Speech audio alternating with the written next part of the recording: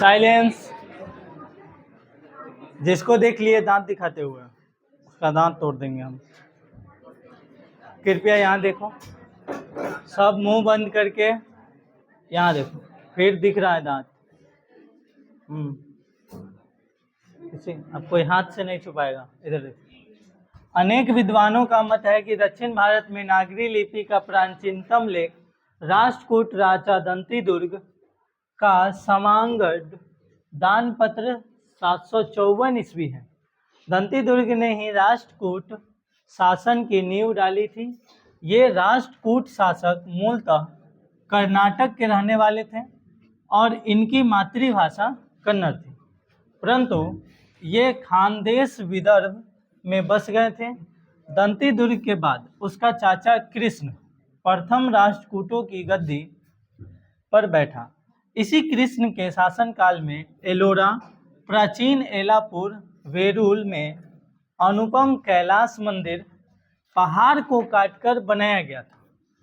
कृष्ण के कुछ लेख भी मिले हैं। 9वीं सदी में अमोघ वर्ष एक प्रख्यात राष्ट्रकूट राजा हुआ। इसी अमोघ वर्ष ने राष्ट्रकूट की नई राजधानी मालखेड़ की नींव डाली। अमोघ वर्ष के शासनकाल में ही जैन गणितज्ञ महावीराचार्य 850 ईस्वी ने गणित सार संग्रह की रचना की थी। अब इस बात को समझो। इसमें कहा यह जा रहा है कि नागरी लिपि का शुरुआत जो है वो दक्षिण भारत से माना जाता है। जो राजा दंती दुर्ग था, राष्ट्रकूट के राजा, उसके दान पत्र जो 754 ईस्वी का मिला है, उसमें भी नागरी लिपि के साक्ष्य मिले हैं। हाँ, राष्ट्रकूट शासन की नींव डाली थी। ये राष्ट्रकूट शासक मूलतः कहाँ के थे? कर्नाटक के रहने वाले थे। कहाँ के थे? कर्नाटक। और इनकी मातृभाषा कन्नड़ थी। कर्नाटक में कन्नड़ बोला जाता है। खानदेश विदर्भ में बस गए थे, लेकिन उसके बाद ये कहाँ चले गए? खानदेश विदर्भ। अभी बहुत जगहों का नाम चेंज भी हो गया है, तो इस वजह से अब जैसे मान लो आने वाली जनरेशन को बुक में मिलेगा इलाहाबाद, तो वो क्या समझेगा? क्योंकि नाम हो गया प्रयागराज। तो बहुत सारी जगहों का जब नाम चेंज हो जाता है तो नहीं पता चलता है। जैसे हम लोग को आज महाभारत में जो 5 गांव देने की बात की गई थी, इंद्रप्रस्थ, सोनप्रस्थ, तिलप्रस्थ, और उस समय प्रस्थ मतलब शहर हुआ करता था। प्रस्थ जो भी शहर है उसमें प्रस्थ नाम ली, लेकिन उस सब का नाम बदल दिया गया। सोनप्रस्थ को सोनीपत कर दिया, पानप्रस्थ को पानीपत कर दिया गया। तो हम लोग को वो मिलता ही नहीं है, तो उस चीज़ पर विश्वास नहीं होता। तो इस वजह से अब मान लो अभी यहाँ खानदेश विदर्भ हम लोग खोजने जाएंगे तो कहीं मिलेगा ही नहीं, क्योंकि इसका नाम चेंज कर दिया गया होगा। तो दंती दुर्ग के बाद उसका चाचा, किसका चाचा? राजा दंती दुर्ग का चाचा, जिसका नाम क्या था? कृष्ण।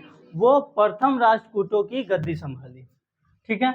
इसी कृष्ण शासन काल में एलोरा की गुफाएं पता है जो राजस्थान में, प्राचीन एलापुर, वेरूल में अनुपम कैलाश मंदिर। वेरूल में क्या है? अनुपम कैलाश मंदिर। इस कैलाश मंदिर की खासियत ये है कि कोई भी स्ट्रक्चर जब हम बनाना शुरू करते हैं तो नीचे से ऊपर की तरफ बनाते हैं। पहले बेस होगा, फिर first floor, second floor, third floor, ऐसे बनता है। लेकिन ये कैलाश मंदिर नीचे से ऊपर नहीं बल्कि ऊपर से नीचे बना है। क्या आर्किटेक्चर रहा होगा उसमें। हाँ, और ये जो कैलाश हो ही नहीं सकता, और ऐसा ही हुआ है।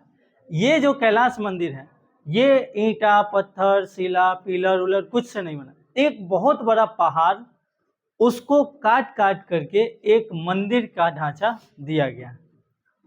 पहाड़ को काट करके मंदिर का ढांचा दे दिया गया। वे इसको बनाने में करीब करीब 200 साल लगा था।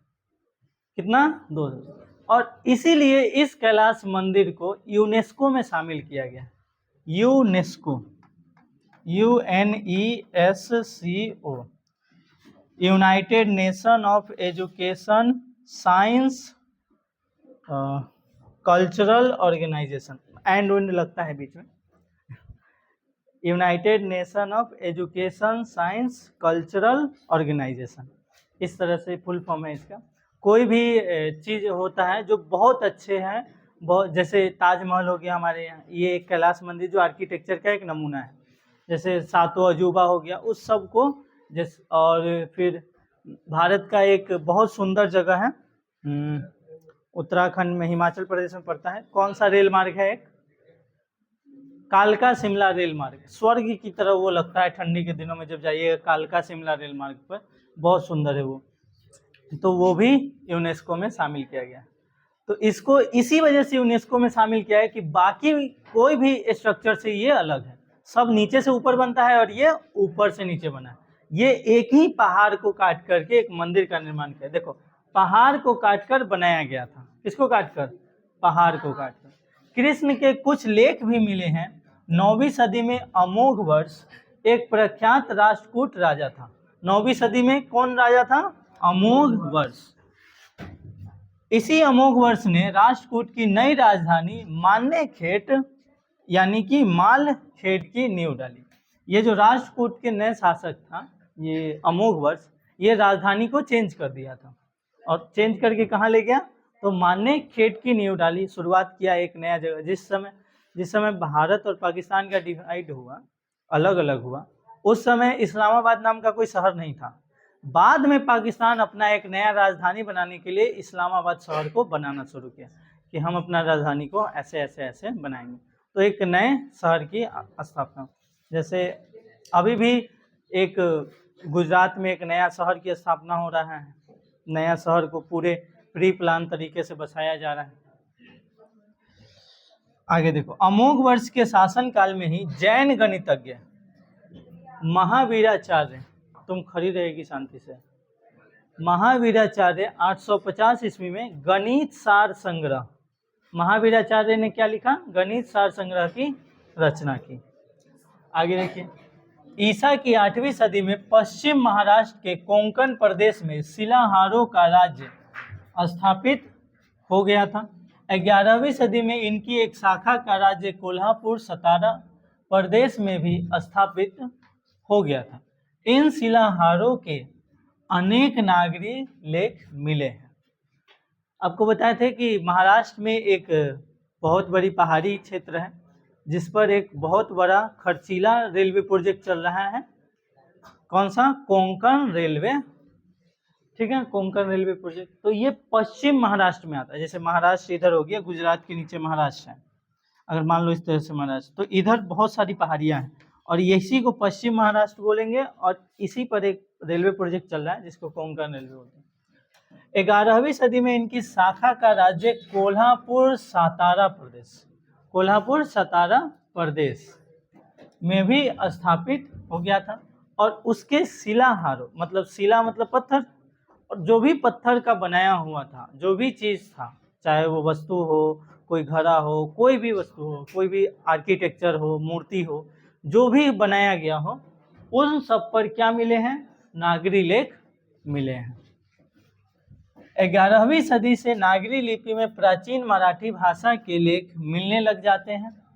अक्षी कुलाबा जिला से शिलाहार शासक केसीदेव प्रथम का एक शिलालेख 1012 ईस्वी में मिला है, जो संस्कृत मराठी भाषाओं में है और इसकी लिपि नागरी है। देखो ओए इधर, 11वीं सदी से नागरी लिपि में प्राचीन मराठी भाषा के लेख मिलने लग जाते हैं। कुलाबा जिला, कौन सा जिला, कुलाबा जिला, शिलाहार शासक केसीदेव, कौन सा देव, केसीदेव का एक शिलालेख मिला। शिला मतलब पत्थर और लेख मतलब लिखा हुआ, तो जो भी पत्थर पर लिखा हुआ है शिलालेख। 1012 ईस्वी में, किसमें, 1012 ईस्वी में मिला। उसमें संस्कृत मराठी भाषाओं में है। संस्कृत किस भाषा में है, मतलब अनुवाद किया गया, और लिपि कैसी है उसकी, नागरी लिपि है। परंतु दीवे आगर रत्नागिरी जिला ताम्रपट पूर्णतः मराठी में है। देखो रत्नागिरी जिला में एक ताम्रपट लिखा हुआ है जो पूरी की पूरी किसमें है, इसे मराठी का आध लेख माना जाता है। नागरी लिपि में लिखा गया यह ताम्रपट 1060 ईस्वी का है। कब का है ये ताम्रपट, 1060 ईस्वी का है। आगे देखते हैं। कर्नाटक प्रदेश का श्रवणबेलगोल स्थान जैनों का एक प्रसिद्ध तीर्थ स्थल है। जैसे हम लोग का तीर्थ स्थल केदारनाथ, वैष्णो देवी, वैष्णो माता, और भी देवघर, ये सब टाइप का जो है, तो ये हम लोग का तीर्थ स्थल है। उसी तरह से जैन लोगों का एक प्रसिद्ध तीर्थ स्थल है श्रवणबेलगोल। ठीक है।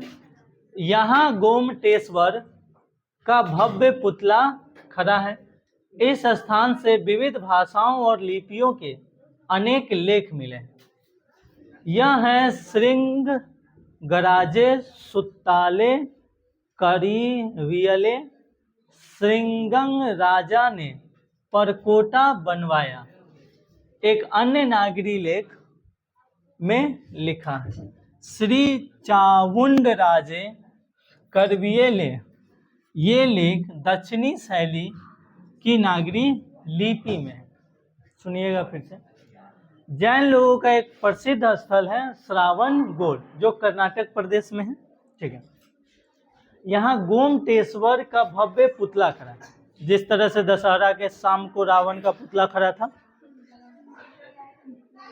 तो यहाँ पर गोमटेश्वर का एक बहुत बड़ा पुतला खड़ा है। इस स्थान से विविध भाषाओं और लिपियों के अनेक लेख मिले हैं। अनेक लेख मिले, बंद नहीं करना, अनेक लेख मिले हैं। ठीक है। श्रृंगराजे सुताले करिवाले, श्रृंगंग राजा ने परकोटा बनवाया था। को किसने बनवाया था? श्रृंगराजा। एक अन्य नागरी लेख में लिखा है, एक अन्य नागरी लेख में ये बात भी लिखी हुई है। श्री चावुंड राजे करिवेले ने, ये लेख दक्षिणी शैली की नागरी लिपि में है।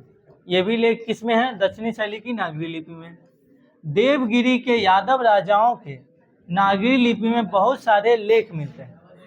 यादव राजा रामचंद्र 13वीं सदी 13वीं सदी के ताम्रपत्र में ए और ओ की मात्राएं अक्षरों की बाईं ओर है। अक्षरों की बाईं ओर यानी कि इस साइड, दायां इस साइड हो जाएगा। कल्याण के पश्चिमी चालुक्य नरेशों के लेख भी नागरी लिपि में ही है। चालुक्य के लेख भी किस लिपि में है? नागरी लिपि में। आगे देखो। उड़ीसा कलिंग प्रदेश में ब्राह्मी की एक विशेष शैली कलिंग लिपि का अस्तित्व था, परंतु गंग वंश के कुछ शासकों के लेख नागरी लिपि में भी मिलते हैं। कौन से वंश के? गंग वंश। देखो किस वंश के? गंग वंश के कुछ शासकों के लेख नागरी लिपि में मिलते हैं। नागरी लिपि के लेख न केवल पश्चिम तथा पूर्व भारत में बल्कि सुदूर दक्षिण भारत से भी मिले। पश्चिम और पूर्व से ही नहीं बल्कि दक्षिण भारत से भी नागरी लिपि का लेख मिला है। दक्षिण भारत के पांड्य प्रदेश से राजा वर्गुन के पलियम ताम्रपत्र मिले हैं। प्रथम ताम्रपत्र तमिल से शुरू होता है, परंतु इसकी दूसरी ओर से नागरी लिपि संस्कृत भाषा का लेख शुरू होता है। यह ईसा की 9वीं सदी का है। कब का है? ईसा की 9वीं सदी का है। बहुत सारे ताम्रपत्र भी मिले हैं। और संस्कृत भाषा का जो नागरी लिपि मिला है वो लेख कब का है? 9वीं सदी का लेख है। उत्तर भारत में पहल गुर्जर प्रतिहार राजाओं के लेखों में नागरी लिपि देखने को मिलती है। अनेक विद्वानों का मत है कि ये गुर्जर प्रतिहार बाहर से भारत आए थे। ईसा की 8वीं सदी के पूर्वार्ध में आवती प्रदेश में इन्होंने अपना शासन खड़ा किया और बाद में कन्नौज पर भी अधिकार कर लिया था। मिहिर भोज, महेंद्रपाल आदि प्रख्यात प्रतिहार शासक हुए। मिहिर भोज 840 से 881 तक की ग्वालियर प्रशस्ति नगरी लिपि संस्कृत भाषा में है। सुन लो, नहीं तो जब हम सुनने लगेंगे तो फिर खड़ा हो जाते हो। तो हम अगले दिन पीट देंगे। तो आज का बदला कल निकाल लें, इससे अच्छा आज शांत रहो, कल नहीं निकालेंगे। देखो, उत्तर भारत में पहले गुर्जर प्रतिहार राजाओं के लेखों में, गुर्जर प्रतिहार राजाओं के जो लेख मिला है उसमें भी नागरी लिपि मिला है। अनेक विद्वानों का मत है कि गुर्जर प्रतिहार जो थे वो बाहर से आए थे, भारत के नहीं थे। वो बाहर से आकर कब आए थे? 8वीं सदी के पूर्वार्ध में, यानी शुरुआत में अवंती प्रदेश में उन्होंने अपना शासन खड़ा किया। किस प्रदेश में? अवंती प्रदेश में। और बाद में कन्नौज पर भी वो अधिकार कर लिए। उसके बाद मिहिर भोज, महेंद्रपाल जैसे बहुत प्रख्यात शासक हुए, बहुत अच्छे शासक हुए। मिहिर भोज 840 से 81 ईस्वी तक रहे। ग्वालियर प्रशस्ति नागरी लिपि संस्कृत भाषा, और इनका भी जो लेख है, ग्वालियर में भी जो लेख मिला है वो सब भी किस लिपि में मिला है? नागरी लिपि में मिला है। ठीक है, आगे देखते हैं। धारा नगरी का परमार शासक भोज अपने वेदानुराग के लिए इतिहास में प्रसिद्ध है, परंतु इस शासक के बहुत कम अभिलेख मिले हैं। इस राजा के वंशवारा और बेतमा दानपत्र क्रमशः कोंकण विजय तथा कोंकण विजय पर्व के अवसरों पर दिए गए थे। ये जो राजा है धारा नगरी का परमार शासक, कौन सा शासक? इसका बहुत कम लेख मिला है, ठीक है, परंतु इस शासक का बहुत कम लेख मिला है। इस राजा बांसवाड़ा और बेतमा दानपत्र क्रमशः कोंकण विजय तथा कोंकण विजय पर्व के अवसरों पर दिए गए थे। बेतमा इंदौर के समीप, इंदौर कहाँ है? मध्य प्रदेश। सबसे सुंदर शहर में इंदौर आता है, सबसे साफ सुथरा शहर में कौन आता है? इंदौर, मध्य प्रदेश। इंदौर के समीप दानपत्र 1020 ईस्वी में मिला था। उस समय उस पर भी कौन सा लिपि अंकित था? नागरी लिपि। हमने उन्हीं आरंभिक नागरी लेखों की संक्षिप्त चर्चा की है जो देश के विभिन्न भागों से मिले हैं। 12वीं सदी के बाद हम उत्तर भारत के सभी हिंदू शासकों को देवनागरी लिपि का इस्तेमाल करते हुए देखते हैं। इन्होंने बोल रहे हैं कि 12वीं सदी के बाद उत्तर भारत में जितने भी हिंदू राजा हुए, चाहे चंद्रगुप्त मौर्य हुए, सम्राट अशोक हुए, चाहे ये और कौन था, छत्रपति शिवाजी, वो तो दक्षिण भारत के थे, महाराणा प्रताप हुए, और भी बहुत सारे जितने भी राजा हुए, जितने भी शासक हुए, उन सब के लेखों में कौन सा लिपि मिला है? नागरी लिपि मिला। हमने यह भी देखा है कि कुछ इस्लामी शासकों ने भी अपने सिक्कों पर नागरी लेख अंकित किए। आपको इससे पहले इसी चैप्टर में पहले बताए थे कि जो मुगल वंश का सबसे पहले औरंगजेब आया, वो अपना सिक्का चलवाया और उस पर एक अच्छी कलमा एक साइड नागरी लिपि में और एक साइड उर्दू में, दोनों में अंकित करवाया था। एक सिक्का पर दोनों साइड कलमा शब्द अंकित करवाया था, एक साइड नागरी लिपि में और एक साइड उर्दू लिपि में। इसी चैप्टर में पढ़ा। तो फिलहाल ये चैप्टर आज हो गया। किसी को कोई दिक्कत नहीं होना चाहिए। तो आप लोग का होमवर्क है, होमवर्क क्या है? सारांश। गलती हो गया? कौन बोला? यहाँ कौन सा होता है? दोनों जगह डंटी सा, यहाँ डंटी सा, अभी वो गलती है।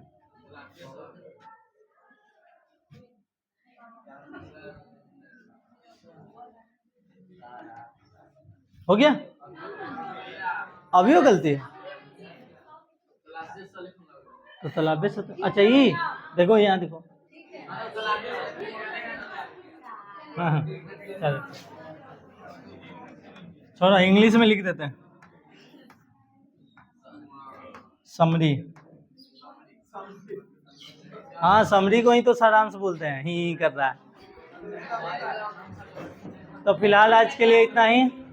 बाकी जिन लोगों का भी जो भी चैप्टर छूटा है पीछे, हम जब भी सुनेंगे तो ये नहीं सुनने देंगे कि आपका कैसे छूटा, क्यों छूटा, तबीयत खराब था कि एब्सेंट थे, उससे कोई मतलब नहीं है। अगर पीछे का कोई चैप्टर छूटा है तो वो कंप्लीट करना आपकी जिम्मेवारी है, चाहे जैसे कीजिए। फिलहाल आज के लिए इतना ही। धन्यवाद। जय हिंद।